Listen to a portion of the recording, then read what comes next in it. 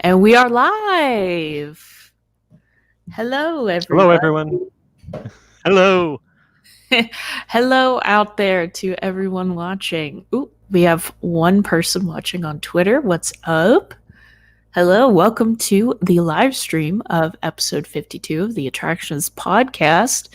I cannot remember the exact day that we started this podcast, but 52 weeks is a year in my books. So Yay, happy birthday. yay! Happy birthday, Attractions podcast.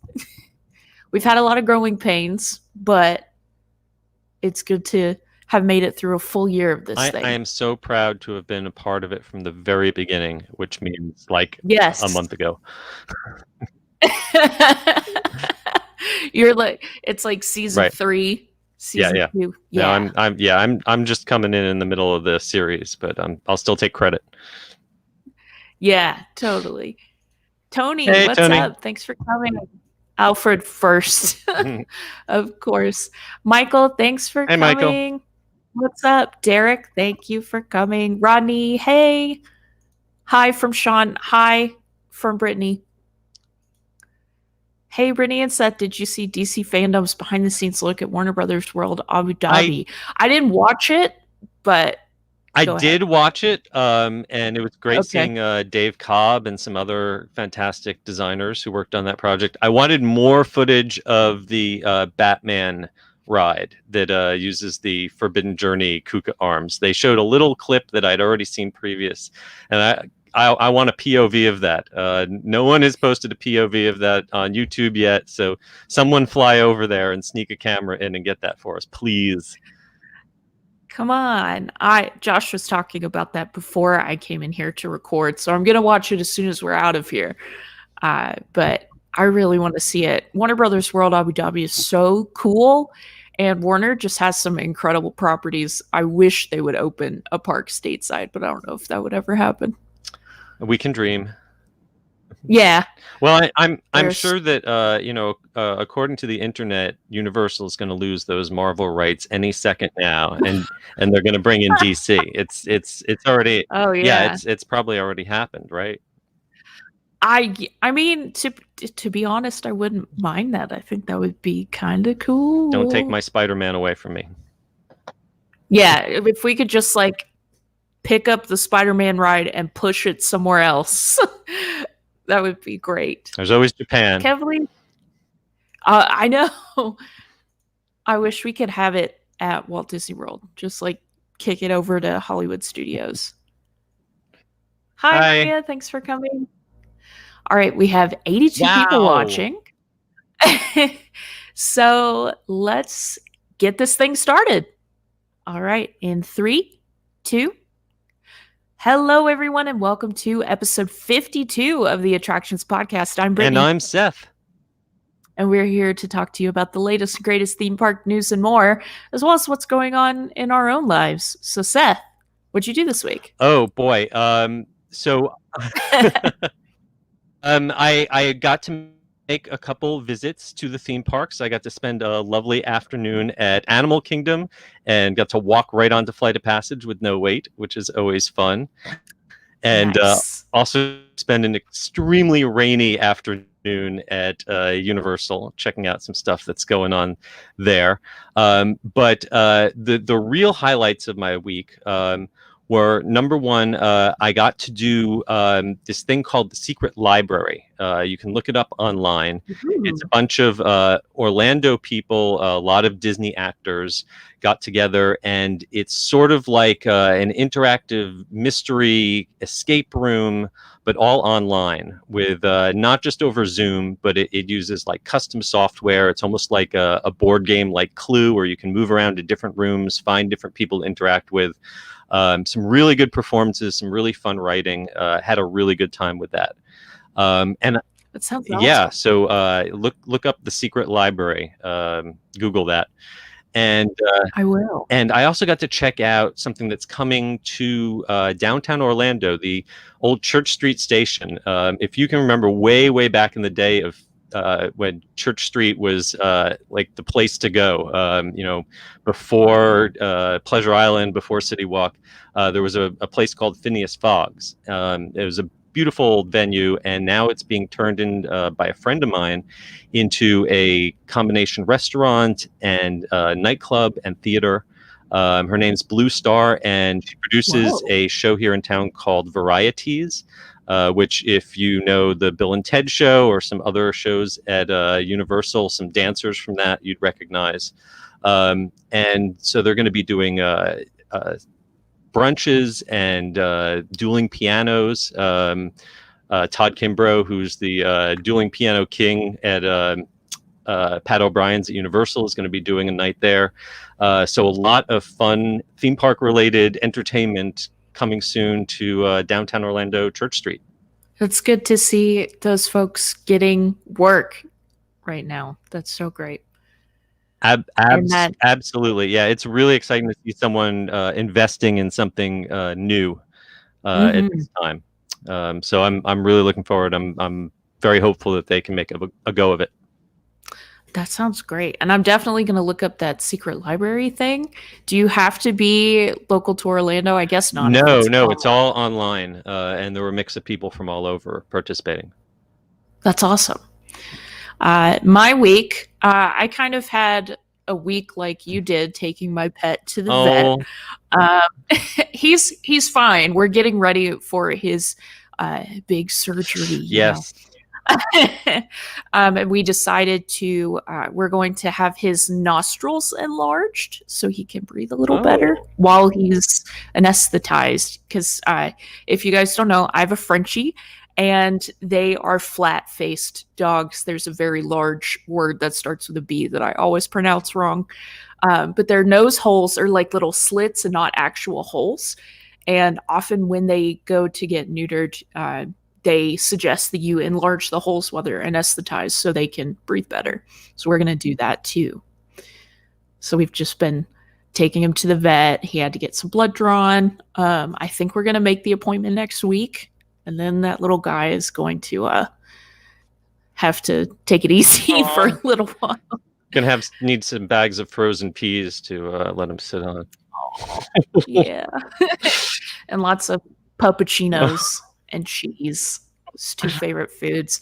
The other thing, I went to Barnes & Noble to pick up a copy of Dune because the trailer for that came out, and I'm really hype on it. I am so excited. It looks awesome.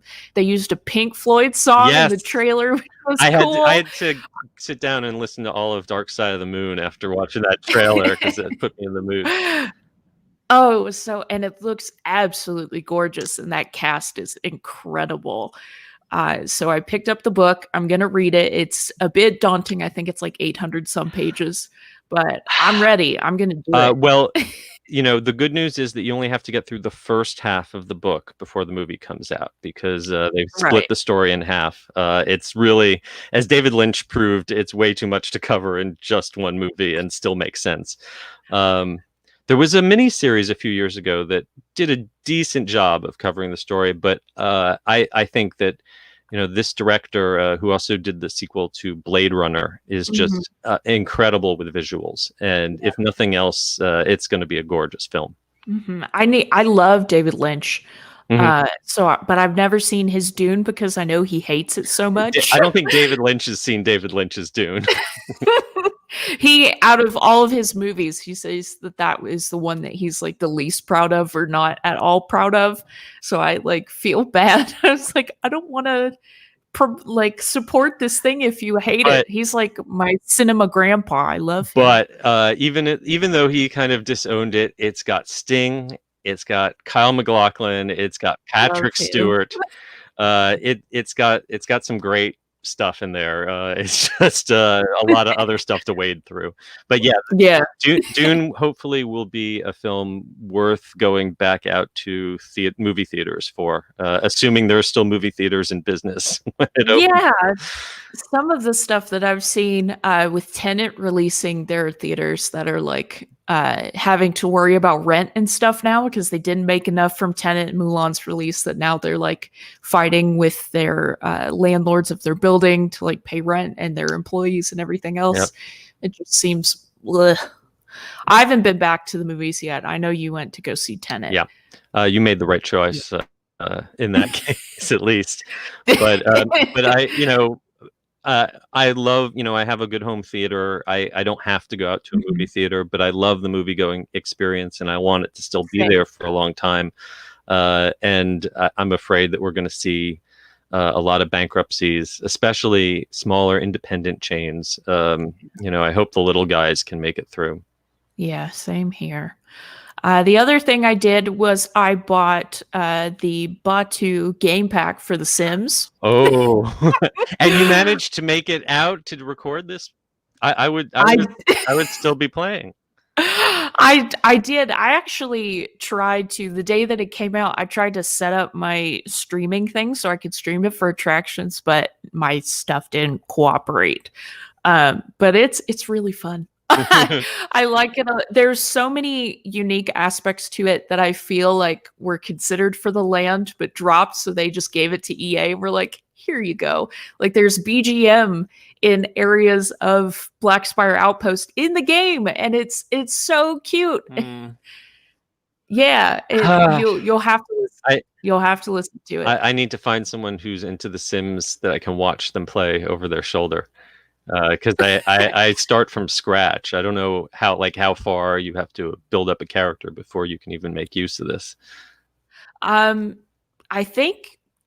just used a character that I already had, but you can always start in like the create a sim and then you just drop them in Batu, or it's like a vacation thing. So you plan the trip and then your sim goes. But they wrote all new songs for this thing. Wow. DJ Rex has some new tunes. It's like 1-to-1. Wow. It looks so good. You get to build droids and lightsabers and fight, and it's just, oh man, it's like I'm there. Even better. No, except even better. There are aliens. There's music. But it's really great. Totally worth the $20 if you guys are considering it. Awesome. Well, as soon as I have a spare 60 hours in my life, I will. I'll totally buy that one. We'll never see you again. Nope. I think. Move into Batu. Well, let's get into the news. Let's do it. Drum roll. Boot doot doot. There we go. There's like crowd noise.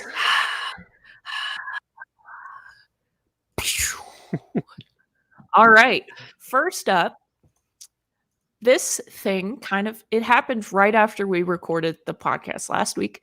But we got a new look at, I call him Moomin Figment because he looks like the Moomins.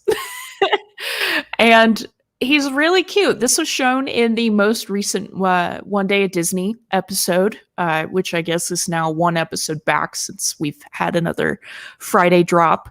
But this is at the Walt Disney Studios Studio Lab, which is kind of like a creative experimental technology hub where they just work on like VR stuff and AR technology and just like constantly pushing the envelope and seeing how they can tell more Disney stories with new tech. And this was specifically created for a VR experience, or at least to be viewed in VR. Here's an image of the VR model, and you can like turn it in your headset and everything. But everyone was concerned that they were going to change Figment at Epcot. They were like, no, I hate it. I think it's really cute.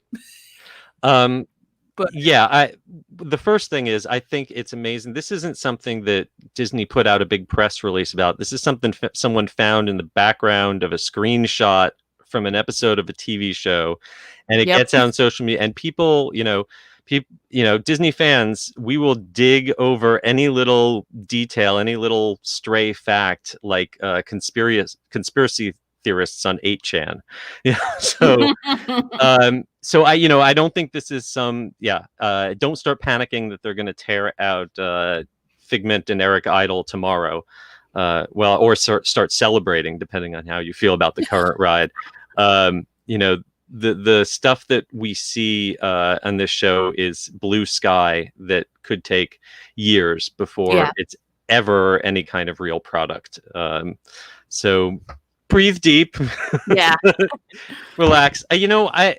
I think that I personally grew up with the classic Figment. There he is. That's a little more the Figment that I know. But think about it. Mickey Mouse has gone through so many evolutions in his look over the years. Yeah. He's still Mickey Mouse, and I think that a good character needs to be refreshed or redeveloped every generation, so that each generation kind of latch onto it, make it its own. I will always have my Figment. He's sitting in my character case. They can't take the real Figment away from me. But if a new look to him helped make the character more relevant and helped inspire more merchandise sales and keeps him around, then I'm happy with that. I'd also like to point out that this Figment right here, if you're watching the video version, the Figment on the left in this image was their initial design for Figment. And then after sending it off to the Disney Parks team for approval, they made this one based on their notes. So as you can see, his head's it sits a little taller. His horns go straight up instead of folding back. His nose is huge. And he's got like a nice, cute, pudgy belly that I like. He almost looks more of like a kawaii version of Pete's dragon than Figment. Oh yeah, but you're right.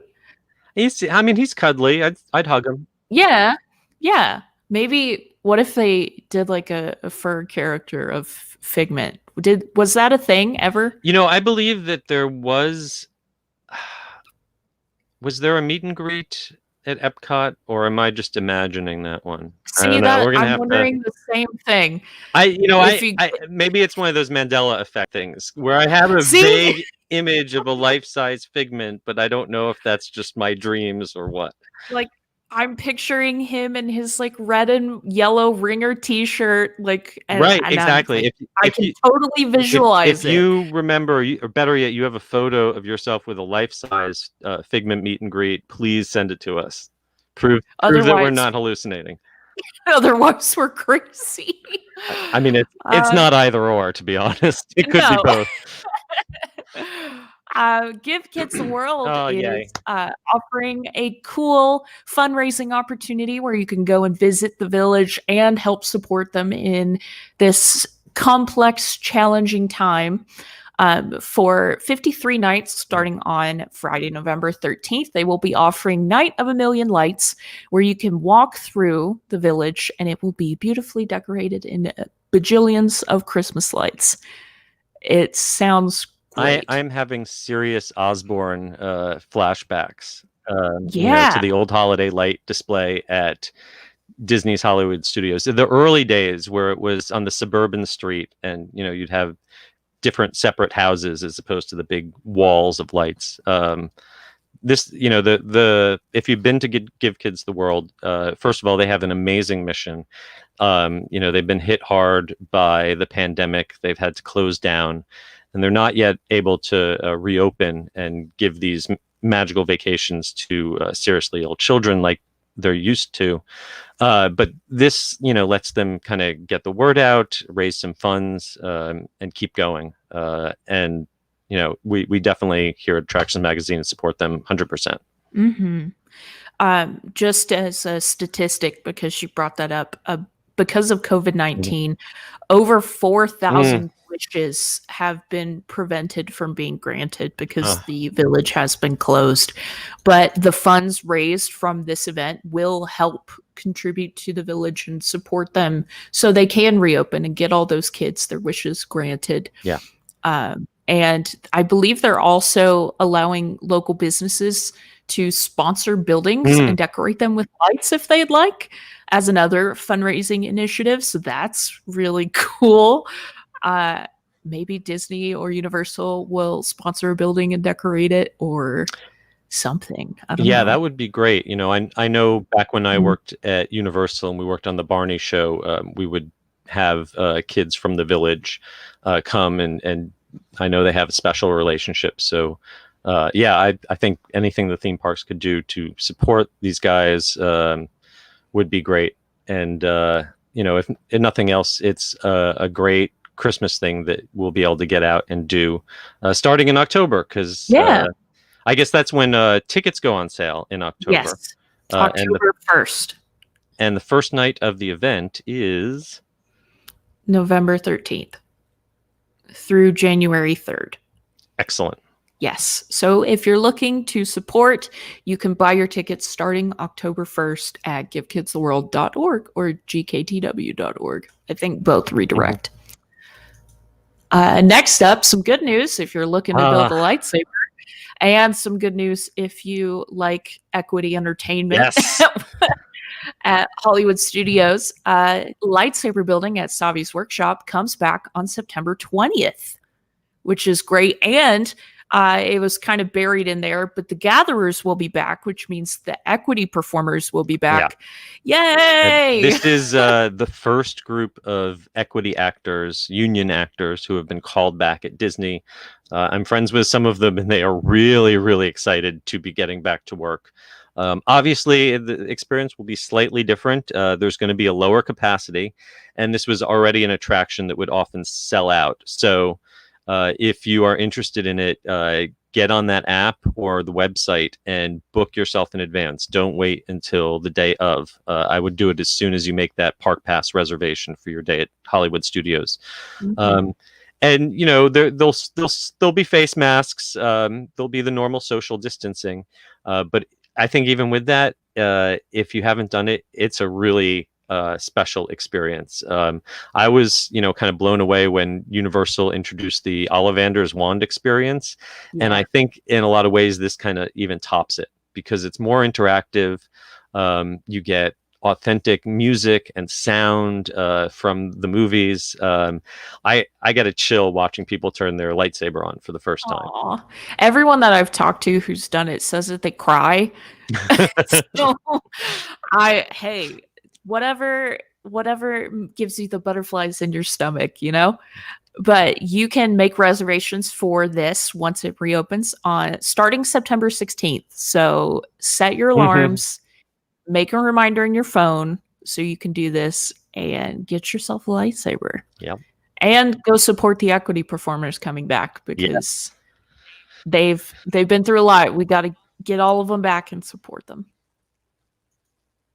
Next up, this just came out recently. We posted this today.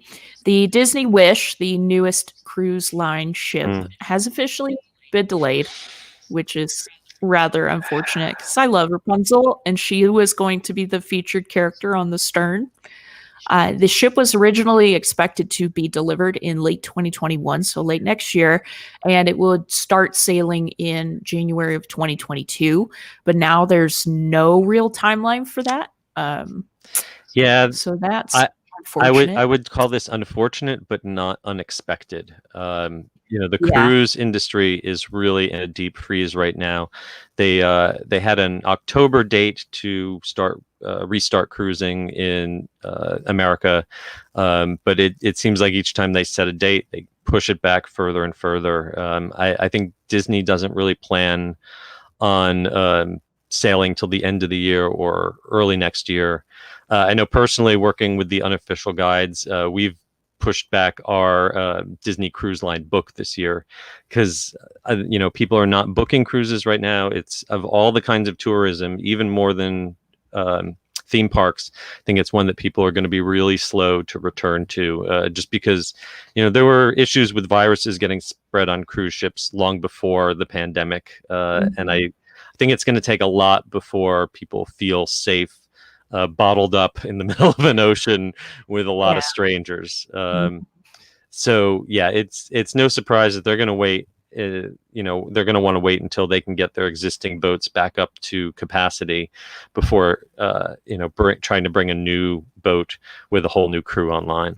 Yeah, I do have faith it will still eventually happen, and because Disney's cruise line business has shown consistent growth. It's, definitely among the most popular and highest occupancy in its category. So when people are ready to come back, I'm sure Disney's going to want to be ready for them. Another interesting tidbit, all of this was shared during a Q&A with Christine McCarthy, who is the Senior Executive VP and CFO of Disney. She said that their priority for the parks was the Star Wars Hotel, aka Star Wars Galactic Star Cruiser, Walt Disney World, Avengers Campus at California Adventure, and Mickey Minnie's Runaway Railway at Disneyland, which recently got delayed to 2023. Right. But it is vertical now, so at least there's that. I worry that she didn't bring up Tron. I believe either she or a different executive has mentioned recently that things like Tron and Ratatouille and Gardens of the Galaxy that are well in progress are still going to get finished. But I was concerned that she didn't mention anything else about any of Epcot's other projects. The Festival Center, we know Spaceship Earth is done. That's not happening. It definitely does not sound like Epcot is high on their priority list. I know there were rumors going around that the entire multi-level festival center was canceled. The Mary Poppins ride, in addition to the Spaceship Earth refurb, were postponed indefinitely. Yep. So it's not looking good for the future of Epcot, at least right now. But we shall see. I loved what the plans that they showed off at D23 for Epcot. So I would like to see that someday, maybe. I feel like a lot of those are going to end up in the same file as the Dick Tracy Crime Busters Hollywood Studios. Oh, File 13 in the garbage. Knott's Berry Farm is keeping the ball rolling with their foodie events by having a Halloween/fall themed one called Knott's Taste of Fall-O-Ween. And it seems precious. It starts on September 25th, and guests can wear their costumes to the park and enjoy delicious fall flavory food and go see a really cool Into the Fog Knott's Scary Farm art show, which is very cool. If I was in California, this is definitely something that I would go to. From everything I've seen, Knott's has been knocking it out of the park, pun intended, with these food events and these kind of theme park-like events. You get all the fun of the theme park without any of the theme park rides. Yeah. They seem pretty reasonably priced, and I love the idea that they are using tickets. If you have to have a junior tasting card in order to go through the trick or treat lines to sort of socially distance that and keep people from running through and taking treats over and over. I think that's a smart way of controlling crowds. And I believe they also, on top of that, they just have limited capacity in general. And the tasting cards, which is how you get admission to this event, are $35 for regular tasting cards ages 12 and up, and junior tasting cards are $20 for guests ages 3 to 11. And they include 5 and 3 tastings respectively. So that's cool. And I believe that they are date specific. So make sure you know when you want to go. They're using that to make sure that no one date becomes too crowded, which is smart. Yeah. And face masks are still required. Of course. But this is a great opportunity for you to try to coordinate them with your costumes. Never too early to start planning. Exactly. This runs through November 1st. So if you are in the Knott's Berry Farm area, check this out and eat lots of boysenberry things for me. This I'm pretty excited to see happen, and you're going to get to go do it. You guys are going to hear. Hopefully, you will hear some of the screams as I am podcasting. Is that next week, or I believe that's in 2 weeks? I believe the 20th is the 20th. Isn't isn't it the day that you're going is the 20th? No, I'm going on the first Sunday night, which is the Okay. 27th. I believe the event starts Okay. on September 25th and runs to the 1st. Yes. Yes. On the 20th, actually, I will be at another haunted event. I will be at next weekend. I'll be going with Matt, our publisher, to Scream and Stream, which is the Ooh. socially distanced drive-through haunted experience down in Kissimmee at the Boggy Creek Airboats. And I'm going to be doing our podcast live from there next Sunday. But then the following Sunday after that, the 27th, we'll be live from Howl-O-Scream at Busch Gardens, which has released the details of these 10 scare zones. Yes. So instead of houses this year, they are doing socially distanced, safe scare zones. And 4 of them are new. So that's pretty awesome. Lichen Landing, the Shortcut, the Junkyard, and the Escape. Those are the newbies for this year. Returning scare zones include First Fear, Little Nightmares, Manic Midway, and Deadly Toys, Hell on Wheels, and Dia de los Muertos. I'm a big fan of Mexican Day of the Dead, so I'm looking forward to the Dia de los Muertos ones. I haven't been to Howl-O-Scream in a number of years, so they're almost all new to me. And I'm really excited to see how they're going to do these in a manner that's socially distanced, but doesn't just become selfie zones, sort of like the ones that at Universal have turned into. There's also some entertainment and other stuff going on. So I'm looking forward to getting my $30 worth of my ticket. It's obviously not the full haunted house experience, but I think it should be fun. Yeah, and I think it's really like cost effective. For $30, you get to go see Fiends on a huge stage, the biggest stage ever. Yep. You get 10 scare zones to adventure through and get spooked in a safe, distant way. I think it's a great value for what they're doing. Sure, it's not the whole event. If nothing else, I can get $30 worth out of riding their roller coasters after dark.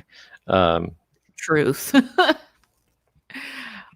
What I want to know is Hell on Wheels specifically. I have it burned into my brain because we went and did E&L many eons ago from Howl-O-Scream, and they sent us through a house that they said was just like a walk through lights on tour. Turns out the scares were on in addition to the lights. And I don't like haunted houses, so I was holding the camera like this, shaking the whole time. And then we went through the Hell on Wheels scare zone, and there are props like spread out all through that section of the park. So what I want to know is it going to be kind of barren? Are they going to keep performers in certain places? Are they going to have 2-way walkways for guests to travel through? Like all of the logistical things. I want to see how this goes. My guess is that they're not going to let anyone get too much up in your face. And if they are, I assume they're going to be wearing masks. I'm sure there's going to be a lot of masks as opposed to makeup anyway. And I think there's probably going to be a lot of chain link fences separating us from the ghouls and elevated stages and things like that. But yeah, I'm really excited to see how they're going to pull it off. And the chain link fence is actually kind of ingenious because not only does it keep you separated, but they can bang on them and scare the crap out of you. So, it's brilliant. I can't wait to hear your thoughts on this. We need to go. Speaking of Halloween, Disney has shared their Halloween entertainment plans starting on September 15th, aka the day that you can wear costumes all day to Magic Kingdom. They will be having Halloween cavalcades featuring all your faves in their gorgeous Halloween costumes, as well as some Disney villains causing some heck, and Jack Skellington in his own little cavalcade, which I was like, because that meet and greet, I've never done it because the line is a million years long. So that's going to be awesome for guests that don't really get to see him because they're too busy getting candy or riding rides. I have actually, I've only seen Jack in California because he appears outside of the Haunted Mansion Holiday out there. But yeah, here in Orlando, the times I've gone to a Halloween party where he was available, there was no way I was spending half of my night waiting in line to meet him. But I'm excited about this. I've got a park pass for the 15th, so I'm gonna go and check out all the decor. And of course, now I got to make another reservation for the 20th, so I can come back and see the Cadaver Dapper Dans. And that's another equity group. So more equity actors coming back to work. It's a good news. Yeah. I've never seen the Cadaver Dance. I love them. I just love the Dapper Dance in general. I remember, was it at Walt Disney World or Disneyland that they would perform on the barge in Rivers of America? Oh, Was I don't know. I don't think I've seen that here. Oh, it might have been Disneyland. But my question for you is, since you're going on the 20th, yeah, are you going to wear a costume? I'm not a costume kind of guy. That's okay. I used to be a long time ago, and now I'm just kind of over it. I might wear a pair of cat ears, maybe, or devil horns. But I'm kind of into minimalist costumes. You could do just like a shirt that says, "This is my minimalist costume." I take after Seth Green in Buffy the Vampire Slayer, just a shirt with a "Hello, my name is God." Well, there you go. That's a really easy costume. On September 25th, this has already been announced, but Minnie's Halloween Dine is going to return to Disney's Hollywood Studios. They will not be coming to your table to greet you. They will just be probably a little procession through the restaurant. Your dinner will be served to your table instead of the buffet style, but you'll get to see Minnie, Mickey, Goofy, and Pluto. No mention of Spaceman Donald, though. That one's my favorite. I wonder if they just didn't mention him or if they're not offering him this time around. Maybe there's just not enough room for another duck, socially distanced duck. I would say that this might actually be an upgrade. The character buffets are always fun, but the buffet portion of it doesn't necessarily lead to the best food experience. Based on what I experienced at Beer Garden, having that converted to family service where they take it straight from the kitchen on a platter for you, much better. It's definitely, it's probably going to be the same items, but they're going to be a lot fresher this way. I've only ever had family style at Hoop-Dee-Doo, and I absolutely loved it. The food was delicious. It was all like nice and warm and fresh, and I've never had Hollywood Dine though. But we shall see. Any character opportunities in these times, I am more than happy to accept.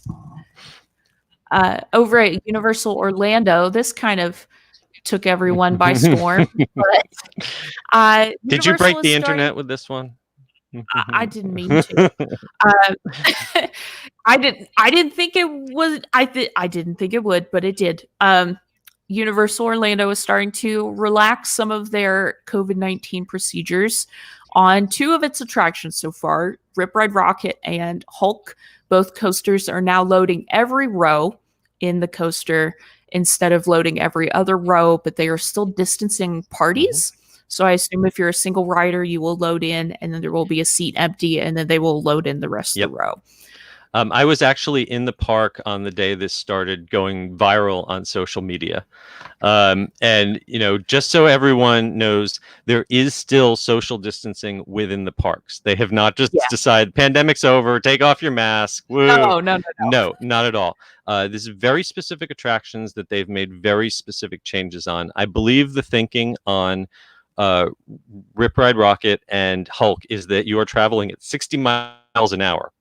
That having an extra few feet between you and the person in front of you does not really make a difference under that situation as long as you are all wearing masks.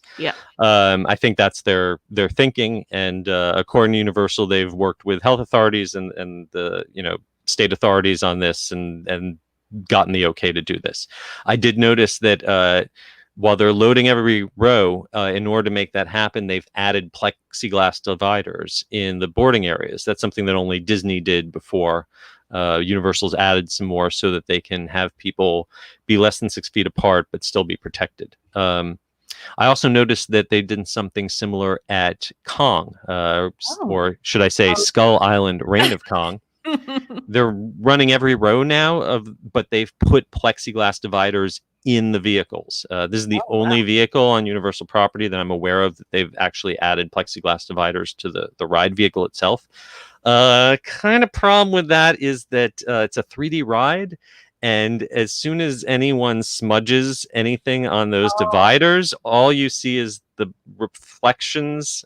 So it's not really great for the 3D effect. It also means that they had to turn all the water off to keep water from beating on the plexiglass. So it's about that. Yeah, it's another little chipping away at the show quality of Reign of Kong, but it has knocked that wait time down almost in half.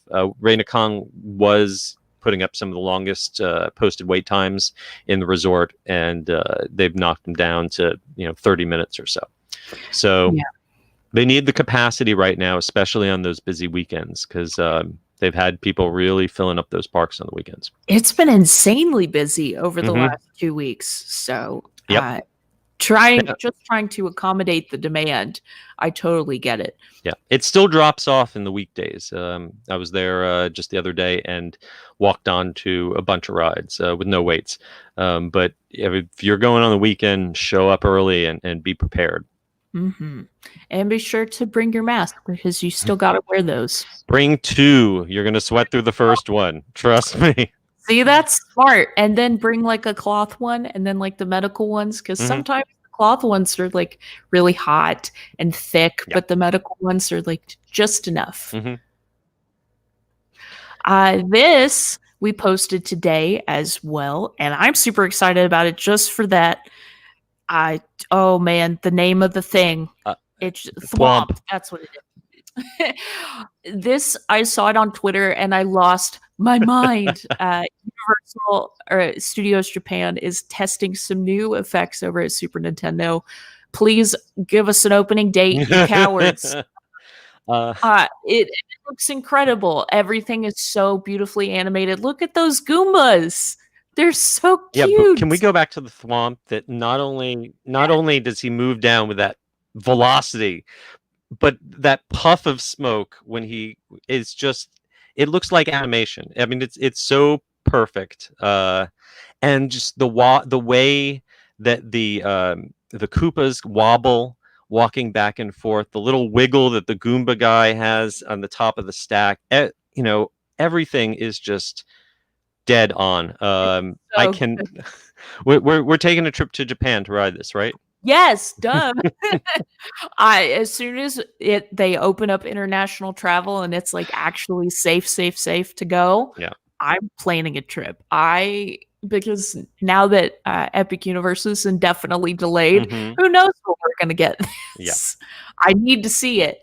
Look at Yoshi. It just like, it's so good, and the little sticks that everything is on, they're so minuscule and tiny that I feel like once you're standing so far below these structures, it's just going to look like floating, spinning coins and cue blocks and everything else. The design of this land really reinforces why some theme park lands work. They come to life, and some feel dead. It's kinetics. It's constantly having something in motion. And that goes back to the old Tomorrowland, where you would have the Star Jets and you'd have the People Mover and you'd have all these things constantly bringing the land to life. This land is just going to be so visually overloading.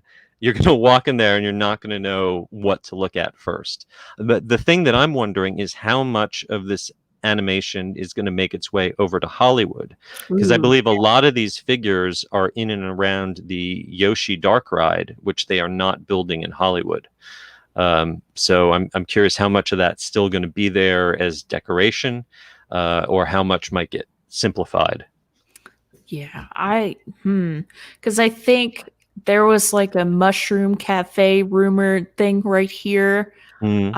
maybe they'll get like this chunk, but then the dark ride is just not going to be a thing there.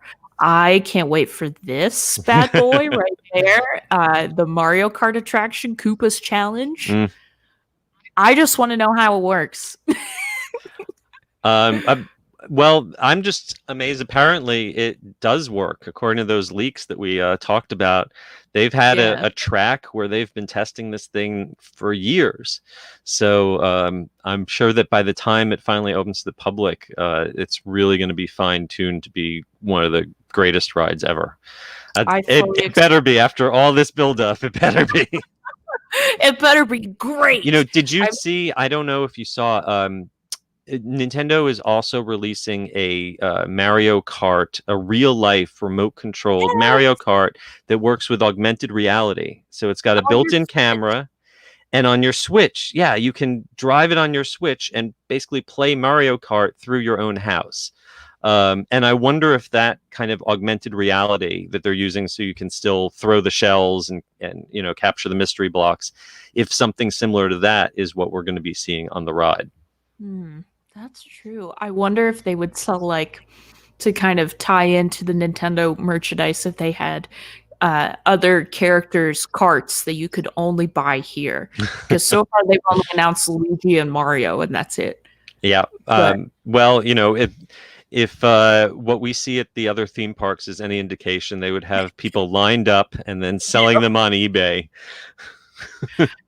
Don't ever look at Nintendo merchandise on eBay from the Nintendo store in New York and Japan. It'll make you cry. That'll make you cry. But I can't wait for this land. This image right here, it looks like my Switch threw up in a theme park. It looks so fun and colorful. And I need some whimsy in my theme park lands. Like, we've got such immersive experiences like Galaxy's Edge and Pandora. But this is like, it feels kind of old school in a way, because it is very stylized and cartoony and fun. I think it's a really great balance between, you know, having all of the colorful characters of the games, but also having texture, so it doesn't just feel like flat, you know, cardboard cutouts. Everything's kind of rounded and bumpy and feels real, but also just like the games. Yeah. Well, like, look at this GIF right here. You can see the grass texture. It's not just flat, rounded plastic. I can't wait. And I also love that they added a giant wall around the entire land, so you can't see anything outside of it. Really immerse you in there. Cannot wait. We're planning a trip to Japan. It's happening. All right. Last bit of news in the queue. Disney has shared some updates on their holiday offerings. And I hate to be the bearer of bad news, but the ones that you love are not happening this year. Mickey's Very Merry Christmas Party, Candlelight Processional, and the Castle Dreamlights are not being offered this year. I'm really sad. I love Candlelight and I love the Christmas lights, though I'm kind of over the Elsa lighting the castle deal. It's how long has it been doing that? Frozen 1 came out so long ago. I also think that the dream lights, while a lot of people love them, I don't know how that bluish look would go with the kind of pink color scheme that we have on the castle now. Yeah, I was thinking about that too. Like, would it look weird? I also wonder that with the projections. I guess they can make it super saturated so it won't really matter. Yeah, I believe that when they do the projection mapping, they choose colors that will blend with the existing colors to create the color that you want to see. It's voodoo magic, but somehow they make it work. And I think that's actually kind of cool. I'll be out there taking a selfie with the present wrapped castle if they have that one. But how long are we going to be able to see those? Because the parks aren't staying open that late. In fact, there's been some shifting of hours recently. I know Epcot's now going to start opening as late as noon, so it can stay open till 8:00. But it's still daylight here until about 7:00.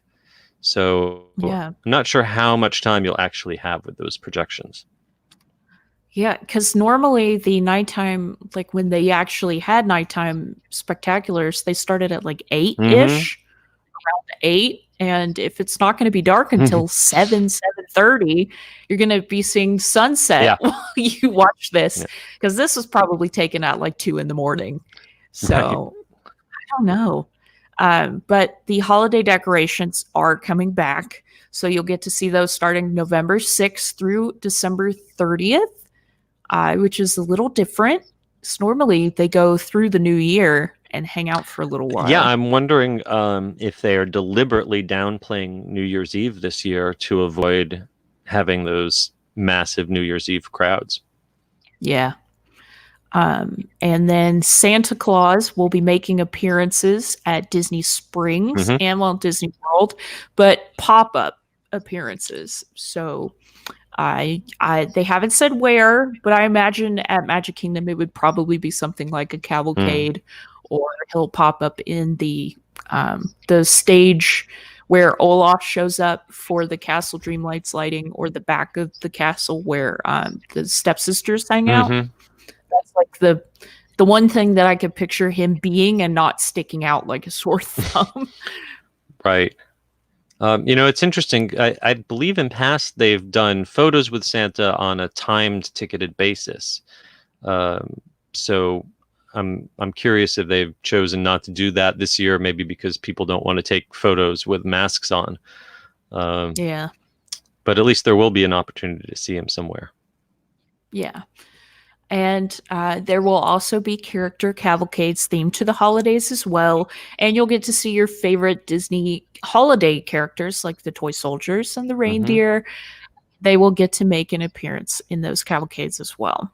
And then Minnie's Holiday Dine will come back starting November 6th. And Santa Goofy will be there. I love Santa Goofy. So basically they take just enough time to change their clothes and then come back with a new character dinner. I love their holiday outfits for this whole thing. Once upon a time when I worked at Hollywood Studios, my store that I worked at was shared a backstage with them, and I would always see them walking to and fro, and I love their outfits. They're all so cute. I can't wait to see that come back. Christmas trees at the hotels will also be returning. However, the gingerbread displays will not. That's a heartbreaker, especially the one at the Grand Floridian, which is been there for like a quarter century or more. That's going to be a big loss. It won't feel like Christmas if there's no gingerbread houses. You can't get the shingles. That's like a tradition. You have to go get a shingle and look at the display and enjoy it in the lobby of Grand Floridian. Yeah. I hope that they at least sell the shingles in like one of their confectionery stores or something. I don't know. That would be nice. Over at Disney Springs, Jock Lindsay's Holiday Bar will also be returning with fun decor and limited time menu offerings. Jock Lindsay's is one of my favorite themed bars on property, and their holiday decorations and theming is just, it's so fun. If you love like 1930s and 40s kind of tunes and just like the Indiana Jones-esque atmosphere, I love it so much. And it's really easy to socially distance there because there's almost never anyone in there. Every time I go, it's empty. It's one of those undiscovered gems. And it's so weird because the drinks are great. The finger foods like the pretzels and things are so good too, but everyone just goes to Trader Sam's. Right. They forget about Jock Lindsay's. Well, they're not going to Trader Sam's right now, unfortunately. Yeah. Oh, I made myself sad. Later on for the holidays, though, starting November 27th, Epcot will see highlights of the International Festival of the Holidays return, including holiday kitchens. However, I believe Disney confirmed that the storytellers in each land were not returning this year. That's a shame. I know a lot of them, and I'm going to miss them. But I'm really excited to see the Voices of Liberty come back. For me, that's the best thing about this, that they're going to be doing concerts on the American Garden stage. I've really missed seeing the Voices of Liberty. They are one of my favorite parts of Epcot. I'm For so sure. glad to see them come back. Some days when I lived in Orlando, I would just go to Epcot and go watch them and then go Totally home. legit. Totally legit. Yeah. So you get to go see them at the American Gardens Theater stage. I'm sure that they will release times and dates when they come back. And there will also be Joyful, a R&B, gospel, contemporary, and traditional holiday performance group over at World Showplace. I caught one of their performances last year. They used to be on the stage by the fountain, which no longer exists, in the middle of Future World. And they're really, really good, talented, strong voices, great energy. And I think they're going to be a good fit. World Showplace has really turned into one of my favorite places at Epcot, if nothing else, because it's got air conditioning. Right. So I'm glad that they're keeping that place going for the holiday festival. I'm so glad to see live entertainment slowly make its way back into the parks, because I think that's one of my favorite parts of Disney. It's all the live performances, and there's nothing like listening to people sing, in my opinion. And I'm so glad that they are starting to get all of this mess worked out so everyone can start coming back to work. Yep, slowly but surely. It's going to take a while. It's not going to be quite the same as it was for quite a while, but it's really great to see these performers back on the job. Now bring back Finding Nemo the musical. Please. Finding Nemo and Festival Lion King are the two. Those are the two biggies. I love Finding Nemo the musical. Go with the flow. I think I listen to that at least once a week in my car. Bring it back, please. I just want to see that come back, please. Amen. But that is it for me for news in the queue. And for the main attraction, I thought we could talk about the spooky elephant in the room. Listen, guys, it's really tough to see Horror Nights not happen. It would have started this past week. There was a lot of people mourning on Twitter the other day. Yeah. I saw people drowning their sorrows in drinks for Fat Tuesdays on Twitter. Yep. And now there are whispers, spooky whispers that Universal is. Those are some pretty loud whispers. Yeah.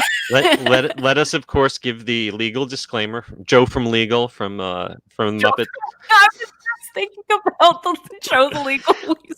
All of this is unofficial, has not been announced. Yeah. Completely rumors and speculation. Your mileage may vary. Not valid in Alaska. Okay. Yes. Why what did Alaska I don't know. What did Alaska do?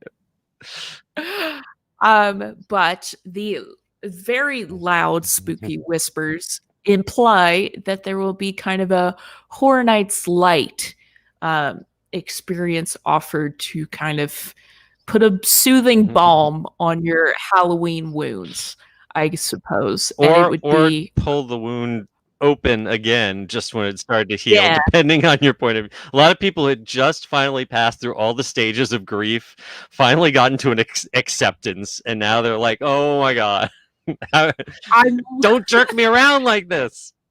Re-experiencing trauma. We love to see it.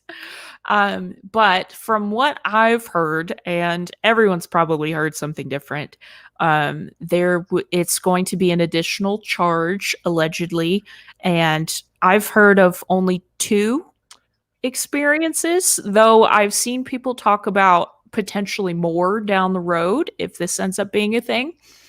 So let's stick with the facts that we know and can verify. Yeah. We know from the city's permitting department that Universal has paid and filed for inspections of the locations of where we know haunted houses currently are. They were built and they were never unbuilt. And this is proof that they've recently paid for the city to go in and inspect them to verify that they're safe for guests to go into. You don't spend money on a permit for something that you don't plan on using. So so we know that there are at least 4 locations, but we can also see that out in the parks they've erected 2 metal frames, and those are the frames that they traditionally use to mark the entrance of a haunted house. So yeah, the smart money right now is houses at a time, but those houses could rotate over the course of the next month or so. And we're pretty sure that those houses are going to have to be ones that are intellectual properties that Universal created or has a pre-existing agreement for. You're not going to see one of the Netflix houses or Billie Eilish or one of the other intellectual properties that were rumored, because they weren't contracted for an event like this. But I would keep an eye on those sound stages. I've the whispers, the very loud screaming whispers that I hear, largely revolve around the Bride of Frankenstein. Yep. And an original version of the Tooth Fairy. And that sounds like my nightmares made real. Nothing is creepier than human teeth, except for maybe groups of holes. Yeah. But that is a story for another day. And, maybe the biggest tip that something is going on is that Universal's extended park hours starting next weekend, starting on the 19th. So, they're bringing in extra labor. They're definitely spending money on permits. All the flashing signs are there. There's even a stage that's gone up on Hollywood that looks like something would be perfect for a socially distanced meet and greet with maybe some icons or characters. So yeah, something's afoot. Something is afoot. Now the real question is, how much would you pay for an event like this? Okay, well, aside from the fact that I don't like haunted houses, and comparing it to Howl-O-Scream, where you get 10 scare zones and a show for $30 plus rides, it would be hard to justify anything above like $30 or $40, 35 maybe, because it would be hard to justify the value for me. Yeah. I think in comparison to other offerings at other parks. I think you must be even richer than I am, because I think there, as an annual pass holder, I'm a premier pass holder even, so I didn't get my free Halloween Horror Nights ticket this year. They were nice enough to give me a free guest day ticket, but I'm not sure how much. I think I would go as high as maybe $10 a haunted house to go through and see it.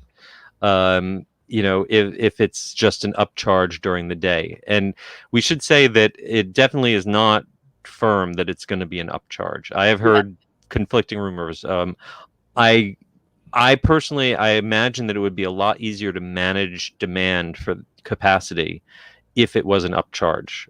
If it's not an upcharge, then it's got to be some sort of timed return virtual queue, because they can't have, especially the first day this starts, the hardcore Gen fans will come out of the woodwork no matter how much it costs, and they would have, they'd have a queue filling all of Music Plaza and stretching out of the park.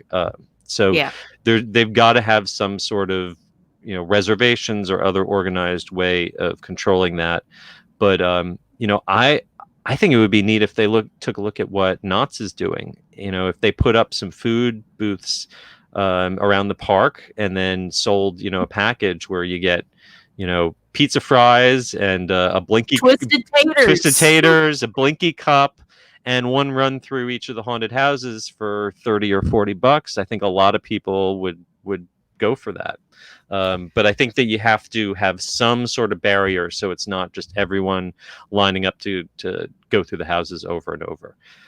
Because I'm assuming that in order to do this safely, they're going to have to pulse. which means instead of a continuous conga line of people going through the haunted houses, you have a small party of people and then a pause in between. And so there's no way you can do more than a few hundred guests an hour using that kind of system. So some sort of serious crowd control is going to be necessary. Yeah. I've heard that they're looking at 25 per house, 50 for the two of them, or is it 20 per house?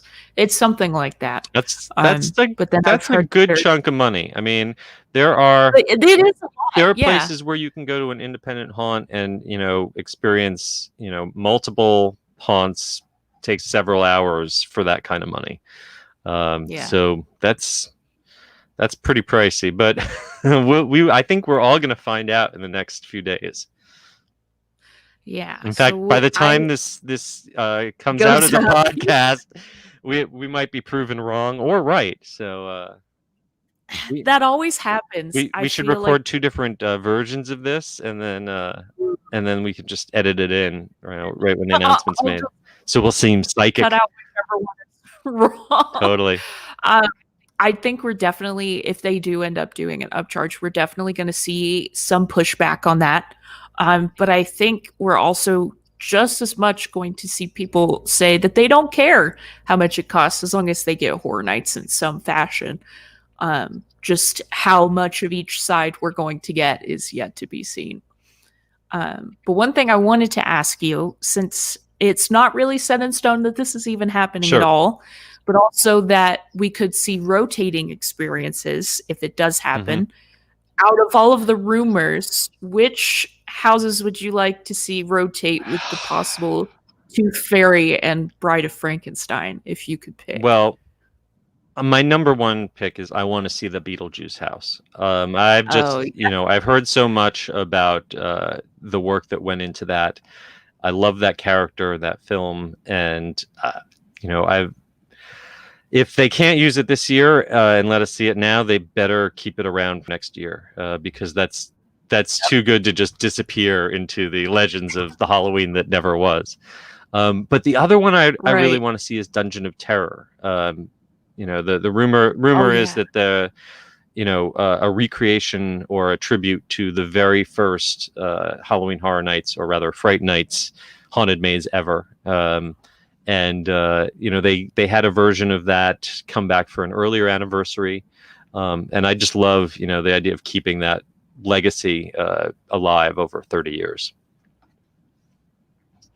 Yeah, every time I see the tribute store, I get sad because it looks so good, and I just think about how good the Beetlejuice house would have looked, and I picture like the entrance being Dante's, and it's like all big and crazy. I hope they bring it back next year. One that I was really excited for that I know would definitely not happen if they do any kind of mini horror nights is Hill House. Yeah. I absolutely loved that show. Mike Flanagan is a master at filming horror with emotional underbellies, I guess. I really loved what he did with the show. And honestly, a lot of it is super scary, like the bent neck lady. Oh, yeah. And all the ghosts that are just like in your peripherals while you're watching the show are so terrifying and like an unsettling, like it just pulls you in before it scares you kind of way. I haven't been able to make it through the whole series because I have to watch it when my wife is not in the house. She doesn't even want to listen to it in the background. Josh won't watch it either. I had to watch it by myself when he wasn't home, when he was at work. But maybe they'll be able to work something out for next year because they do have The Haunting of Bly Manor coming out. It's the second anthology of the Haunting series that Mike Flanagan is doing. So maybe we could see that come back. I kind of think the closest we're going to get to The Haunting of Hill House this year is the room in the Halloween tribute store, which I have on very good authority. This is in between the Halloween icon room where Jack is and the Beetlejuice room. There's a room where you can buy cakes and treats, snacks. And I have it on real good authority that room, it looks like an attic, and that was supposed to be the attic from Haunting the Hill House. It was modified after the original design in order to, remove the IP, but that's what that was intended to be a reference to.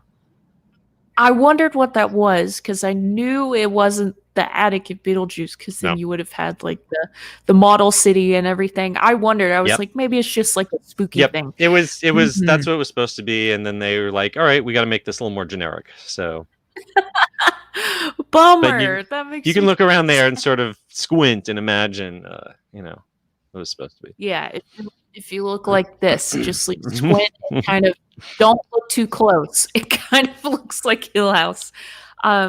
But as we said, none of this is confirmed. We're all just kind of speculating and being very hopeful at this point. Though the whispers, the spooky whispers, they are very loud. So loud.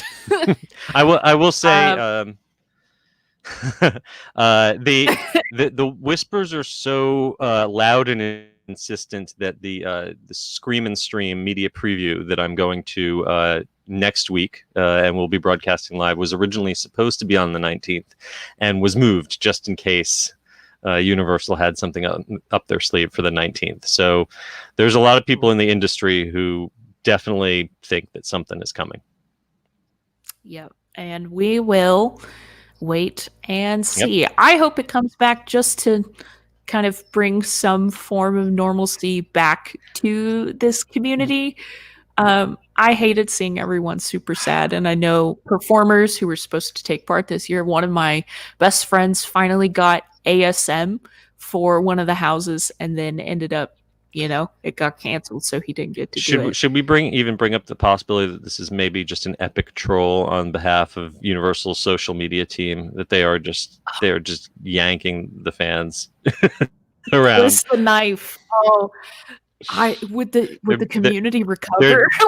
Torches and pitchforks. It'd be storming the castle. That part from Tiger King where he's like, I'm never going to financially recover from this, except I'm never going to emotionally recover from it. Well, we've already all got a lot on that ledger. We've got a lot to emotionally recover from.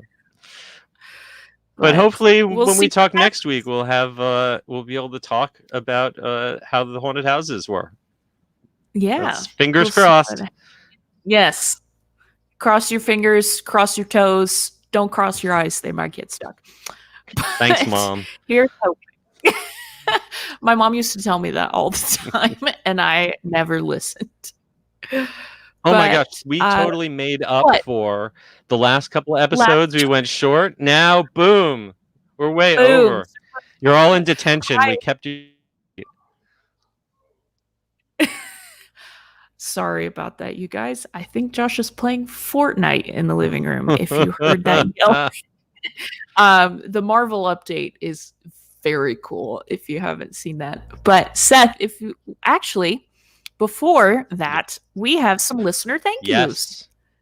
I have a list. We would like to thank all of our club and VIP subscribers, but we would like to give a special shout out to some of our newest members. Adam Graham for VIP, Frank Hubers for club, Dennis Slusser for club, Social Adrenaline Junkies. I guess that's a social media handle. What's up? Margaret Logue, Sean Carroll, Kevin Carroll Jr., and Jane Peters. Thank you so much for supporting us by signing up for a membership. Thank you. It means so much to us. It keeps this little thing going, and we hope you enjoy. And if you are a subscriber, we just recorded a subscriber exclusive episode where Seth and I ran through our top 5 dark rides in Orlando. And it was very controversial. We were just head to head. It was blood flies. We can't say any more about it. You're gonna have to download and listen. One of us said that the best ride in dark ride in Orlando was The Little Mermaid. So I'll let you decide who it was. Slander, liable. But if you want to listen to that, you have to be a subscriber. So if you are interested in signing up for that, you can go to attractionsmagazine.com/store and pick out which subscription is right for you. And in addition, our fall 2020 issue is now available. Really? You can order your copy. I need a copy. I haven't got my copy either. But you can order yours now. It's got plenty of stories and a few things. I've got a column in there, and you should pick it up. Order 2. Let's see. Order 2. Yeah, order 3. Why not? Here you go. Here's the cover. It's got Cinderella on it. It's very pretty. And she's not wearing and a the mask. new castle. Yes. She was socially distant. It's a telephoto lens. We were further than 6 feet away. Yes. Now, Seth, now that I've gotten through all of the business things, if you would, tell us where we can find you on the internet. Well, you can find me on Twitter and Instagram at the UG Series or at SKUBERSKY at Eskabursky. And you can find my blog at theunofficialguides.com. And you can find me at Brittany Tuttle. That's BRITTANITUTTLE. Yes, it's spelled funny on Twitter and Instagram, as well as attractionsmagazine.com every day, at Attractions on Twitter, at Attractions Magazine on Instagram, and youtube.com/attractionsmagazine, where you're watching this right now. If you're watching while we're recording this, hi. Hello. Hi. And hi. And until next time, I hope you stay safe, wear your mask, and have fun. We'll see you guys next week for some spooky good times. Ooh. Bye. Bye.